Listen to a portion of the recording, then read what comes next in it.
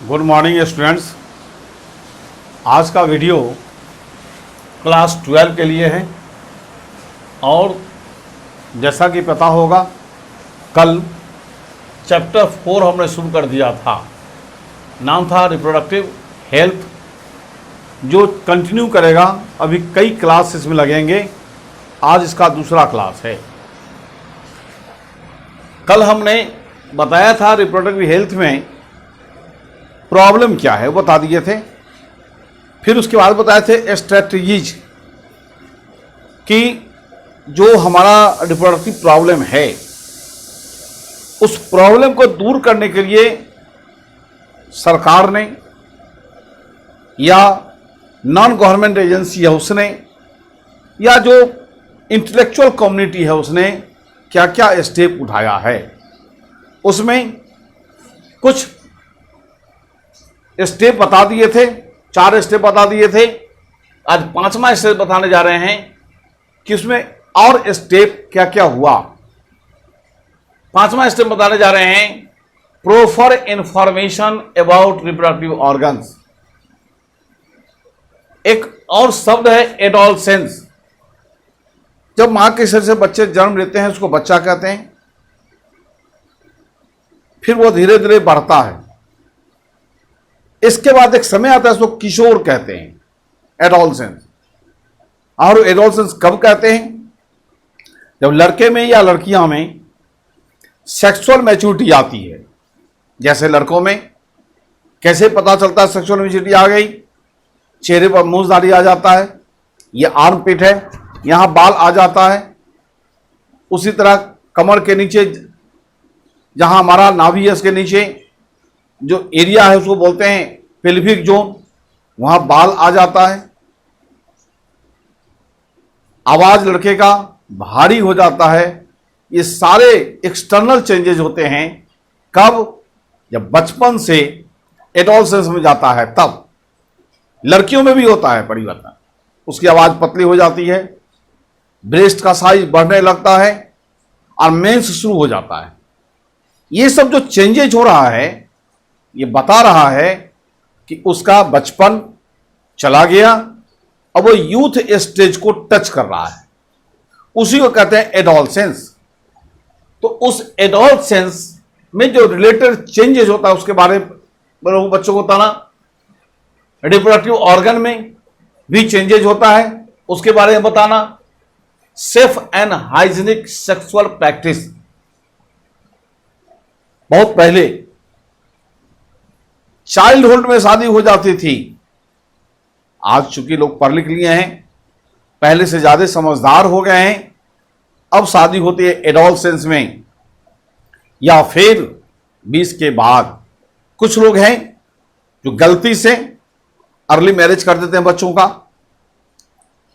तो जब ही उसका एडोलसेंस आ गया तो उसके बाद यदि शादी कर ली जाए, सेक्सुअल प्रैक्टिस हो तो संतान तो बनेगा ही।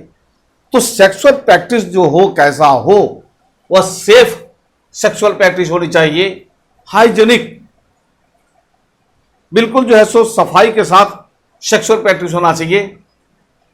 और एसटीडी, इसका नाम है सेक्सुअली ट्रांसमिटेड, इन सारे चीजों के बारे में उस बच्चों को प्रॉपर इंफॉर्मेशन देना यह बिल्कुल जरूरी होता है रिप्रोडक्टिव हेल्थ के लिए।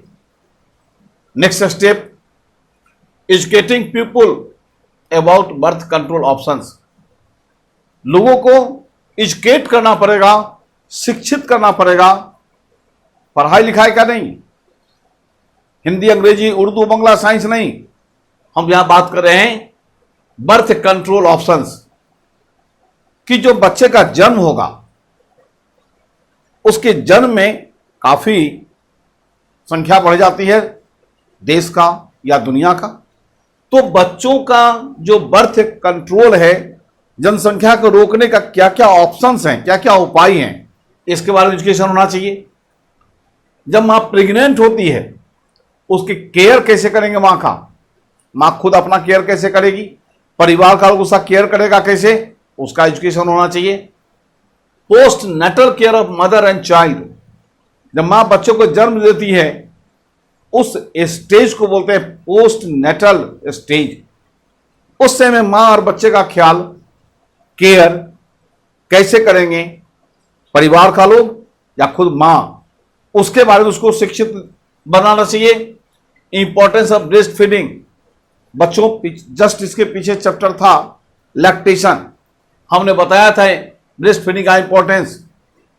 मैंने कहा था आज कुछ पढ़ी लिखी लेकिन कम समझदार लड़कियों में कहां से हीन भावना आ गई है कि हम ब्रेस्ट फीडिंग कराएंगे, अपना दूध पिलाएंगे बच्चों का, मेरी सुंदरता खराब हो जाएगी। ये गलत धारणा आ गई है। और मैं फिर कमेंट करता हूं दोबारा, जो मां अपने बच्चे के साथ जस्टिस नहीं कर सकता है वो किसके साथ जस्टिस करेगा? इसलिए मां को कम से कम अपने बच्चों के साथ ईमानदार बनना चाहिए और उस मां के बड़ी में जो दूध बनता है उस पर केवल अधिकार उसके बच्चों का होता है। हर हाल में अपने ब्रेस्ट का फीडिंग कराना चाहिए और कहीं भी उसके हेल्थ में, कहीं भी उसके बॉडी में कोई गड़बड़ी पैदा नहीं होता है।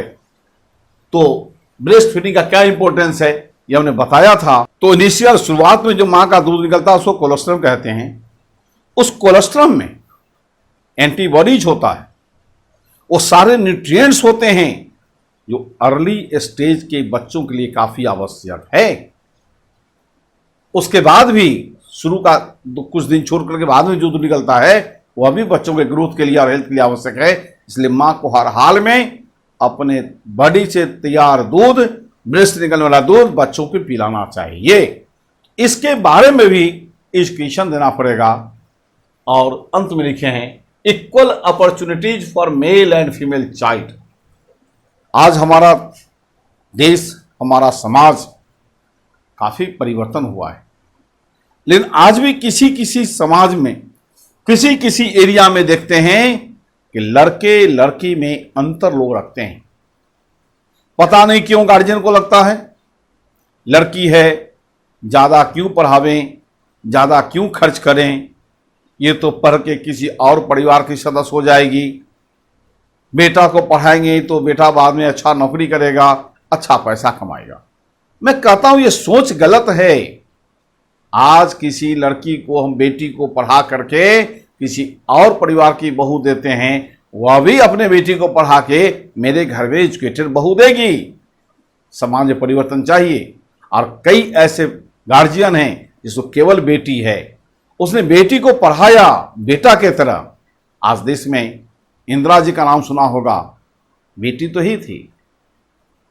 बहुत सारे फिल्मी स्टार हैं, बहुत सारे नोबेल प्राइज विनर हैं, बहुत सारे प्रोफेसर, बहुत सारे डॉक्टर हैं, लड़की या फीमेल। आखिर उसको पढ़ाया तो आज वो फीमेल जो किसी की बेटी है, किसी की बहू है, आज परिवार का एक पिलर है। लेकिन इसका क्रेडिट किस हो जाता है? उनके माता पिता को पढ़ाने का काम किया है।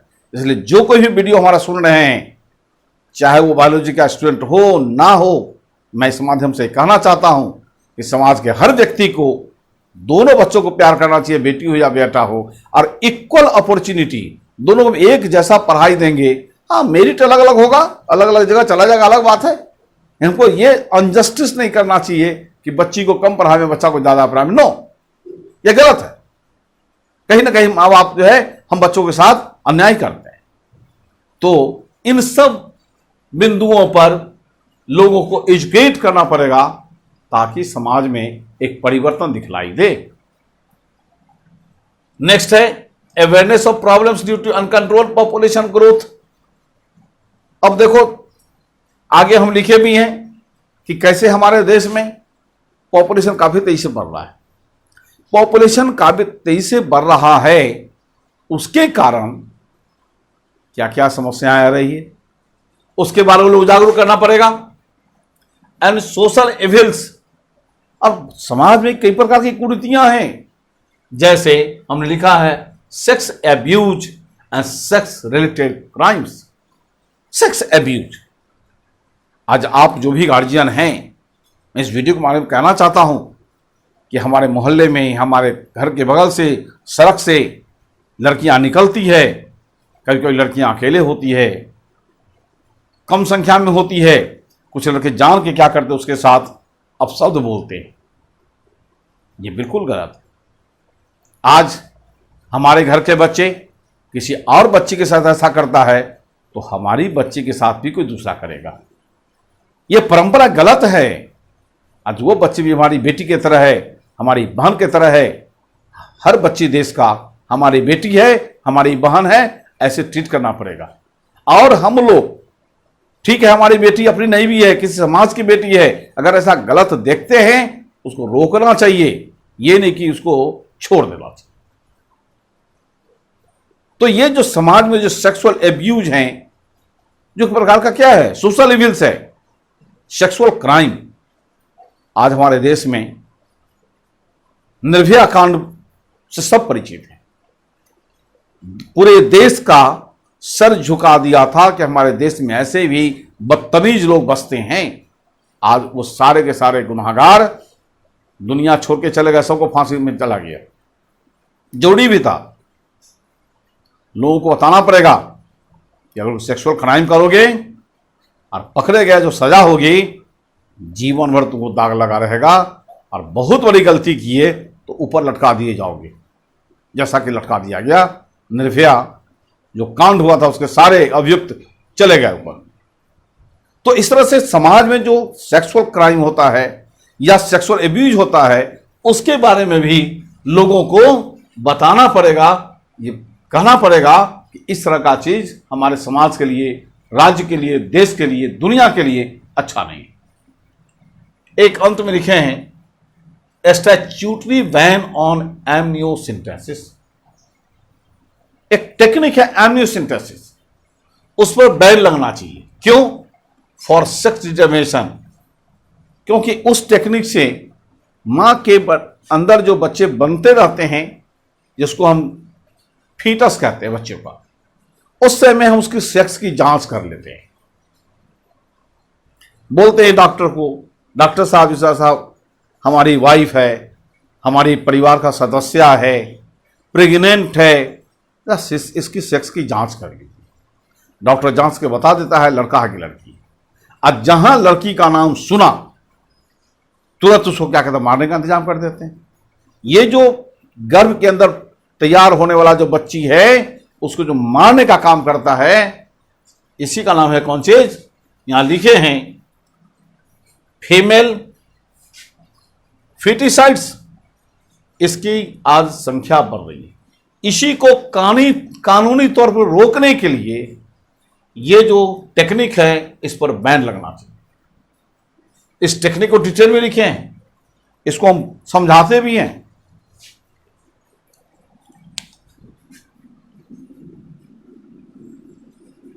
ये मां के बॉडी में बच्चे बन रहे हैं। बच्चे के बॉडी के चारों बगल फ्लूइड होता है। इस फ्लूइड का नाम होता है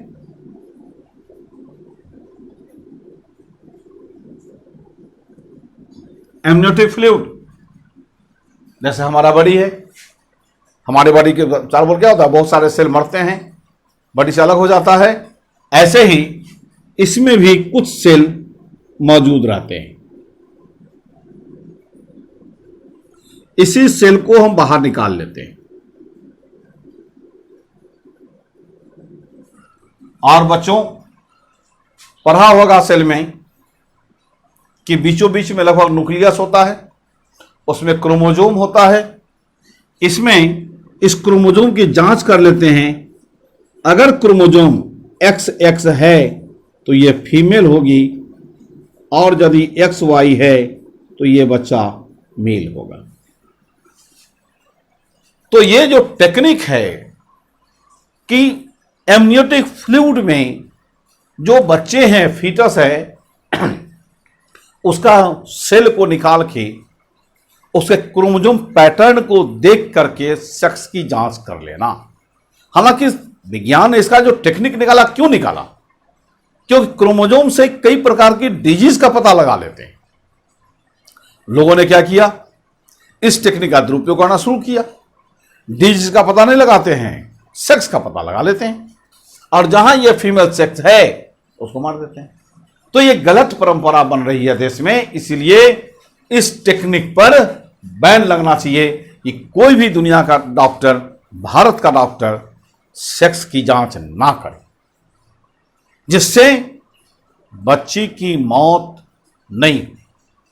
इसी चैप्टर में बताने वाले हैं कि अपने देश में हर 10 साल पर जो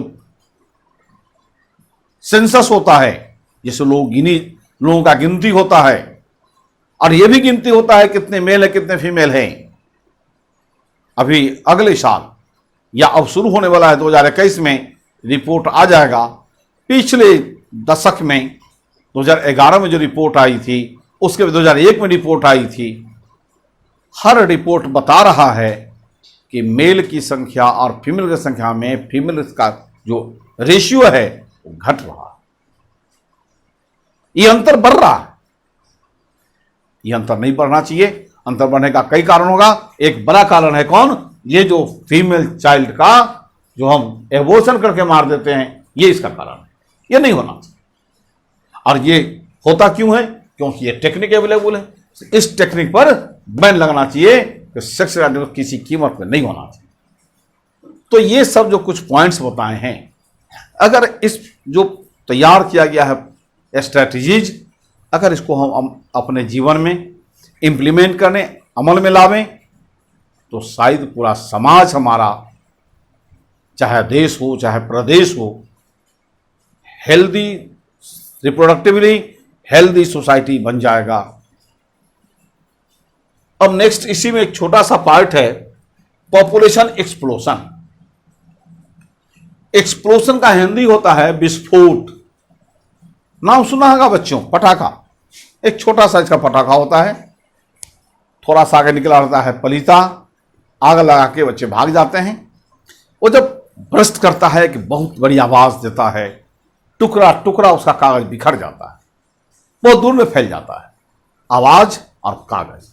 उसी तरह जिस तरह छोटा सा पटाखा साइज छोटा है, विस्फोट करने पर बड़े दूर में फैल जाते हैं, उसी तरह कम पॉपुलेशन, कम ही दिनों में तेजी से बड़ी जल्दी से संख्या बढ़ा देता है। इसी को कहते हैं पॉपुलेशन एक्सप्लोशन। हमने लिखा है definition, the tremendous increase in size and growth rate of population.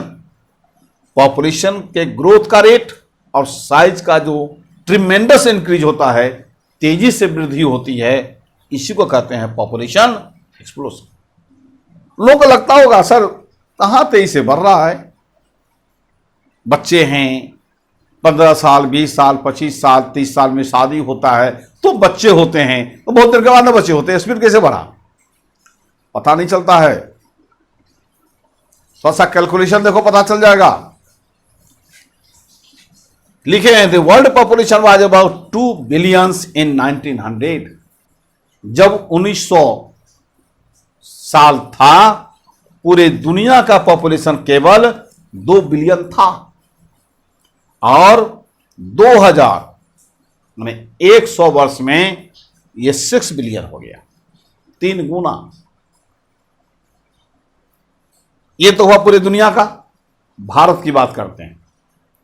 हमारा देश का पॉपुलेशन जब इंडिपेंडेंस हुआ था, देश आजादी मिली थी, उस समय 350 मिलियन माने 35 करोड़ लोग थे हमारे देश में। आजादी का बहुत दिन नहीं हुआ है, लगभग 70 साल हुआ है। लेकिन उस आजादी मिलने के बाद 2000 में हमारा जो देश है, हमारा भारत है, वह 1 बिलियन को क्रॉस कर गया, माने 1 अरब को क्रॉस कर गया। तो 35 करोड़ की आबादी लगभग 50 वर्षों में 3 गुना हो गया। पूरा दुनिया का पॉपुलेशन 100 वर्षों में 3 गुना हुआ, और भारत का पॉपुलेशन 50 वर्षों में 3 गुना हुआ। बताइए मेरे देश का स्पीड का क्या हाल होगा पॉपुलेशन का। पता चल जाता है कितने देश, हमारा देश का जनसंख्या बढ़ रहा है, कितना बड़ा विस्फोट होने वाला है। ये तो 2000 का ही है, अभी 2021 में आएगा, पता चल जाएगा भारत का नियर अबाउट पॉपुलेशन क्या है। और लगता है वह पॉपुलेशन बढ़ के 1 अरब 40 और 45 करोड़ हो जाएगा, हमको लगता है। इससे अगले साल फिगर आ जाएगा। तो इस तरह से हमारे देश का पॉपुलेशन तेजी से बढ़ रहा है। नेचुरल बहुत सारी समस्याएं होगी, जगह का समस्या होगा, रोड का समस्या होगा, स्कूल का समस्या होगा, हॉस्पिटल का समस्या होगा, और सबसे बड़ी चीज खेत घटेगा तो भोजन का समस्या होगा। तो ये था पॉपुलेशन एक्सप्लोशन। इसके आगे अब बताते हैं।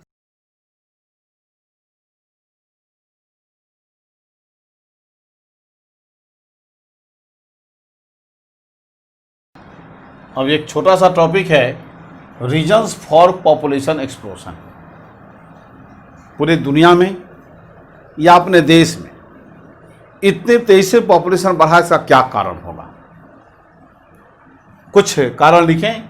सबसे पहला लिखें, rapid decline in mortality rate. लोगों के मरने का स्पीड घट गया। इसका नहीं मतलब जल्दी जल्दी मर जाए, सो नहीं। मरने का स्पीड क्यों घट गया?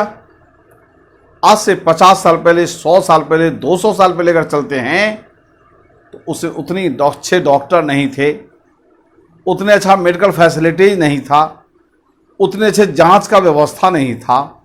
आज जैसे से समय बीता, साइंस डेवलप किया, मेडिकल साइंस भी डेवलप किया और लोगों का इलाज करना शुरू किया। परिणाम क्या हुआ? उस पहले छोटे छोटे एक्सीडेंट में लोग मर जाते थे, अब बड़े एक्सीडेंट में लोग मरते नहीं हैं। देखते होंगे, बड़ा एक्सीडेंट हो गया, अगर वो जिंदा हॉस्पिटल पहुंच गया, डॉक्टर कहता है कि स्टील लगा दीजिए, हाथ ठीक हो जाएगा, चलना शुरू कर जाएगा। किडनी खराब हो गया, कोई बात नहीं, दूसरा किडनी लगा दीजिए। हार्ट में गड़बड़ी आई, पेसमेकर लगा दीजिए। ब्लड की कमी हो गई, ब्लड चढ़ा दीजिए। जो व्यवस्था, जो सुविधाएं आज से 100 साल पहले नहीं था, इन सब केस में लोग मर जाते थे। आज मेडिकल फैसिलिटीज बढ़ी, स्वाभाविक है।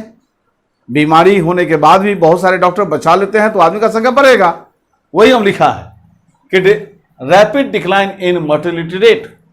मोर्टेलिटी रेट, जो मरने का जो स्पीड था, उसमें कमी आई है। क्यों? Due to increased health facilities. क्योंकि हेल्थ का जो फैसिलिटीज है वो बढ़ गया है, और improvement in technology leading to the better living condition. और टेक्नोलॉजी डेवलप इंप्रूव कर गया, सुधार गया, जिससे लोगों का लिविंग स्टैंडर्ड बहुत अच्छा हो गया। एक है decline in maternal mortality rate, MMR। M का मतलब मैटरनल, M का मतलब मोर्टेलिटी, R का मतलब रेट।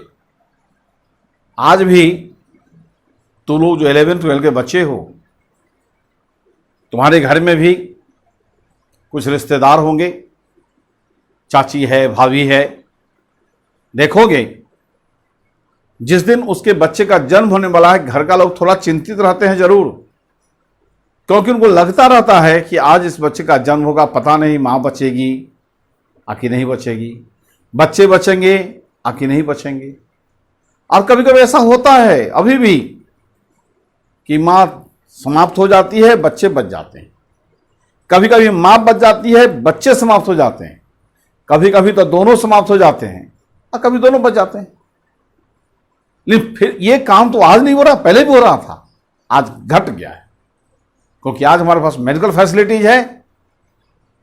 जब भी इस तरह का आता है टाइम कि माँ को, बच्चे को जन्म देने का समय आया, लेबर पेन आया, डॉक्टर के यहाँ डाल देते हैं, और डॉक्टर केयरफुल ट्रीटमेंट करके माँ और बच्चे को दोनों बचा लेता है। इस तरह से जो माँ के मरने का स्पीड है वो घट गया। इवन कि बच्चा जिसको इन्फेंट कहते हैं, उसके मरने का स्पीड बच गया, घट गया। तो दोनों के मरने का जो पहले जो स्पीड था, कमी आई है, क्योंकि मेडिकल फैसिलिटी बढ़ गया है। एक और लिखे हैं बढ़ने का कारण, increase in number of people in the reproductive age. Reproductive age क्या होता है? इसको अपने सोशल भाषा में बात करें, यूथ एज। मेरी एज 60 के आसपास है, मुझे यूथ नहीं कहेगा लोग, अब तो हम लोग अंकल जी कहता है। तुम लोगों को कभी छोटा क्लास का बच्चा भैया बोलता है, दीदी बोलता है। तो हम लोग जिस एज में आ गए हैं, रिप्रोडक्टिव एज हम लोग का समाप्त हो गया।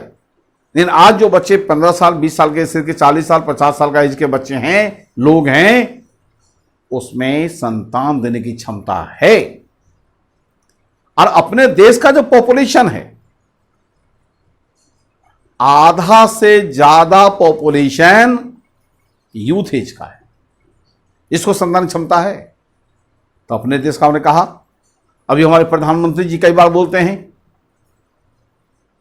हमारे देश के 135 करोड़ देशवासियों, अगर उनकी कैलकुलेशन मान लिया जाए तो लगभग 65 से 70 करोड़ लोग यूथ एज में जो संतान दे सकता है, अब देता है। तो चूंकि संतान देने वाला जो ग्रुप है उसकी संख्या बढ़ गई तो संतान भी बढ़ेगा ही। तो इस तरह से ये 3-4 कारण है जिस कारण से हमारे देश का पॉपुलेशन बढ़ रहा है। एक सेंसस रिपोर्ट है 2001 का, हमने कहा कुछ देर पहले कि 10 साल पर सेंसस होता अपने देश में। हम 2001 का रिपोर्ट लिखे हैं, इसका 2011 का आ चुका है, अब 2021 का आने वाला है। 2001 का जो सेंसस रिपोर्ट है वो बताया था हमको क्या कि हमारे देश का जो पॉपुलेशन का स्पीड है 1.7%,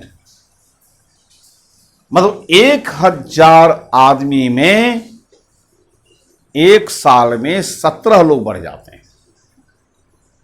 और यदि यही स्पीड रहा तो हमारे देश की पॉपुलेशन 33 साल में दुगुना हो जाएगा। इसका मतलब 2001 में हमारे देश का पॉपुलेशन लगभग 1 अरब के आसपास था, 1 अरब क्रॉस कर गया था। अगर इसी स्पीड को मान के चलें तो 33 साल बाद 2033 में हमारा देश का पॉपुलेशन 2 अरब से ज्यादा हो जाएगा। 2066 में 4 अरब, 2099 जब इस सेंचुरी समाप्त होने लगेगा उसमें हो जाएगा कौन चीज, 8 अरब। आज दुनिया में जितने लोग हैं उससे ज्यादा हमारे भारत में होंगे। बताओ उतने लोगों का चलने का रोड कहां से आएगा, खाने का खेत कहां से आएगा, रहने का घर कहां से आएगा, उतने लोगों के बच्चों का पढ़ाने के लिए स्कूल कहां से आएगा, कितनी समस्याएं आने वाली है। यही कारण है, एक कहा जाता है कि समय पर चेत जाओ, बाद में पछताए कोई फायदा नहीं। उससे आज वो समय है, हमारे देश का हर नागरिक इस बात को सोचे कि पॉपुलेशन कंट्रोल कैसे होगा। और सरकार को भी सोचना चाहिए, मैं किसी पार्टी की बात नहीं कर रहा हूं, हमारे देश का जो सरकार है उसको भी सोचना चाहिए कि पॉपुलेशन कंट्रोल करने का जो उपाय है वो किया जाए, चाहे प्यार से हो चाहे सख्ती से हो, करना चाहिए। जैसे आज पूरे देश में कोरोना फैल गया है, अखबार में आती रहती है कि बिना मास्क वाले को लोग पुलिस ने पकड़ा और फाइन कर दिया। भाई मास्क तुम्हारे लिए जरूरी है, तुमको फैल सकता है, तुमसे दूसरे को फैल सकता है, पूरे देश में यह फैलता चला जाएगा। तो जिस तरह आज पुलिस को सख्ती करनी पड़ रही है, टाइट करना पड़ रहा है, सरकार को पॉपुलेशन को कंट्रोल करने के लिए भी कहीं ना कहीं सख्ती करनी चाहिए और हम लोगों को भी सपोर्ट करना चाहिए। किसी आधार पर विरोध करना हमारे देश के हेल्थ के लिए अच्छा नहीं है। ओके।